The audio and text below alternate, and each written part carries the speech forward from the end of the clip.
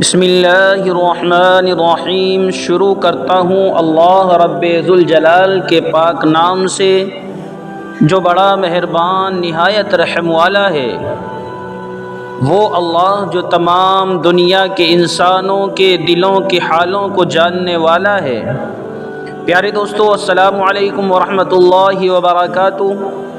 سب سے پہلے آپ سب کو اپنے یوٹیوب چینل پیارا اسلام کہانیاں 10 پوائنٹ پر خوش آمدید کہتا ہوں، اور امید کرتا ہوں کہ آپ اور آپ کے پیارے تمام لوگ خیریت سے ہوں گے۔ آئیے آج آپ کو ہم سناتے ہیں اللہ کے ایک برگزیدہ نبی حضرت یونس علیہ السلام کا واقعہ، جن کو مچھلی والے پیغمبر بھی کہا جاتا ہے۔ اس واقعے کو ہم قرآن و حدیث کی روشنی میں بیان کرتے ہیں۔ واقعہ یوں ہے، قرآن اور حدیث کی روشنی میں سیدنا حضرت یونس علیہ السلام کا واقعہ، جس کو پڑھ کر اور سن کر بھی ایمان تازہ ہوتا ہے۔ سیدنا حضرت یونس علیہ السلام اور ان کی قوم کے بارے میں آج ہم اس واقعے سے آسانی سے جانیں گے۔ حضرت یونس علیہ السلام ایک عظیم اور کریم نبی تھے۔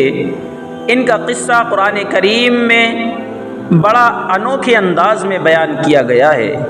آپ کے والد کا نام متہ تھا اور آپ سیدنا ابراہیم علیہ السلام کی نسل میں سے تھے۔ آپ کا ایک نام جونوح بھی ہے، یعنی مچھلی والے۔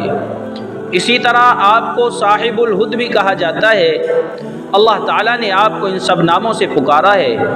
اللہ تعالیٰ نے حضرت یونس علیہ السلام کو نینوا بستی کی طرف رسول بنا کر بھیجا۔ قرآن مجید میں اللہ تعالیٰ سورہ صافات آیت نمبر 139 میں فرماتے ہیں، اور بے شک یونس رسولوں میں سے تھے، نینوا بستی میں دین کی دعوت دینی شروع کی۔ نینوا بستی کی آبادی لگ بھگ 1,20,000 تھی، اور یہاں کے سارے لوگ کفر پر تھے۔ یونس علیہ السلام انہیں سال در سال دعوت دیتے رہے، لیکن وہ اپنے کفر پر ہی ڈٹے رہے۔ پھر انہوں نے سیدنا حضرت یونس علیہ السلام پر ظلم و ستم شروع کر دیا۔ انہیں دھمکیاں دی، مصائب و آلام سے دوچار کیا۔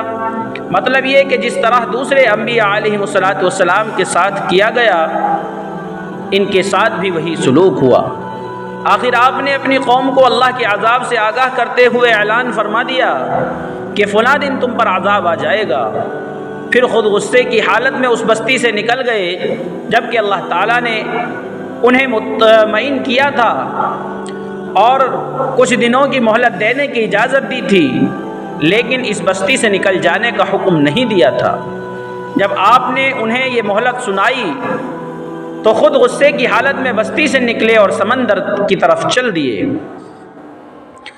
قرآن میں سورہ انبیاء آیت نمبر 87 میں اللہ تعالیٰ فرماتے ہیں، مچھلی والے کو یاد کرو جب کہ وہ غصے سے چل دیا اور خیال کیا کہ ہم اسے نہ پکڑ سکیں گے۔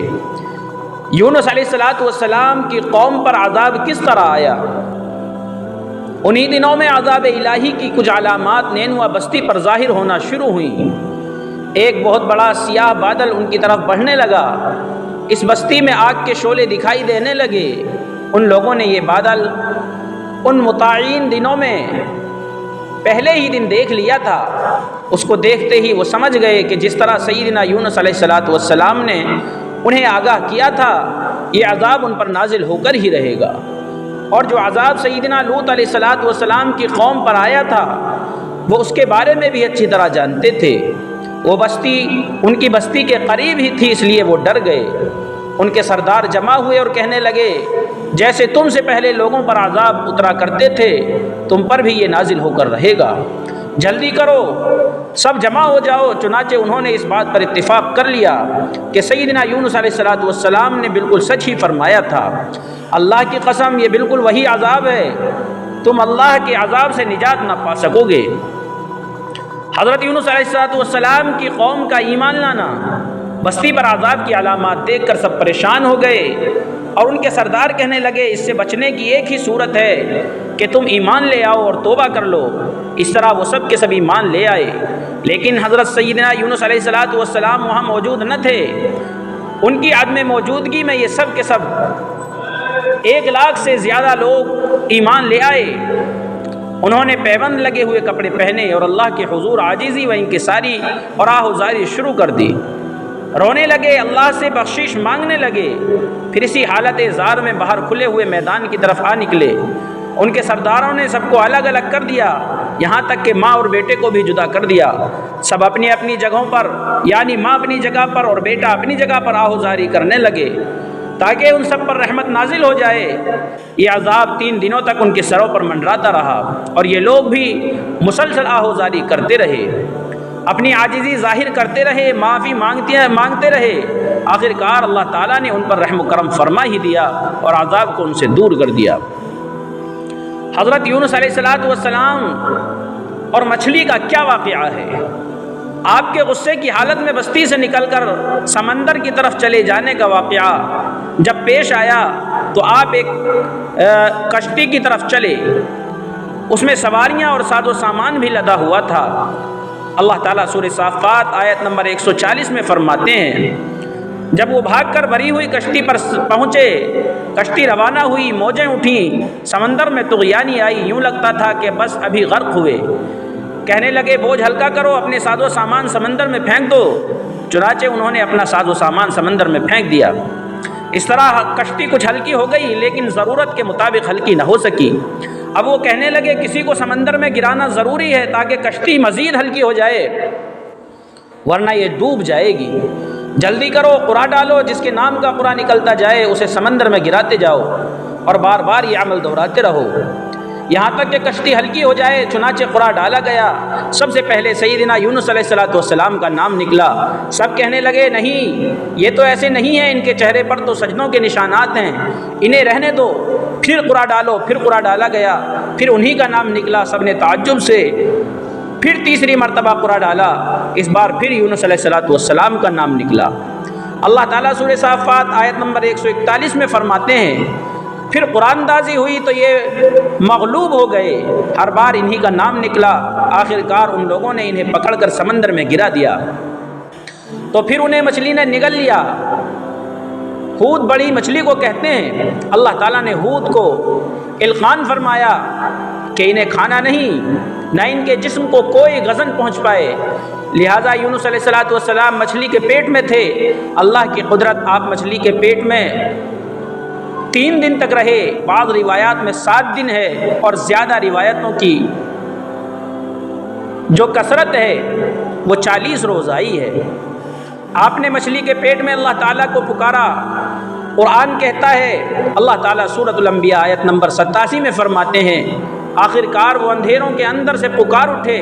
علماء نے یہاں 3 اندھیروں کا ذکر کیا ہے، مچھلی کے پیٹ کا اندھیرا، سمندر کا اندھیرا اور رات کا اندھیرا۔ گویا ان پر یہ سارے اندھیرے اکٹھے ہو گئے تھے۔ قرآن میں اللہ تعالیٰ سورہ صافات آیت نمبر 143 اور 144 میں فرماتے ہیں، پس اگر یہ پاکی بیان کرنے والوں میں سے نہ ہوتے تو لوگوں کے اٹھائے جانے کے دن تک اس کے پیٹ ہی میں رہتے۔ مطلب یہ ہے کہ اگر آپ اللہ تبارک و تعالیٰ کی تسبیح بیان نہ کرتے تو مچھلی کے پیٹ ہی میں رہتے۔ آپ نے دعا نہیں مانگی بلکہ اللہ عز و جل کی تسبیح بیان کی۔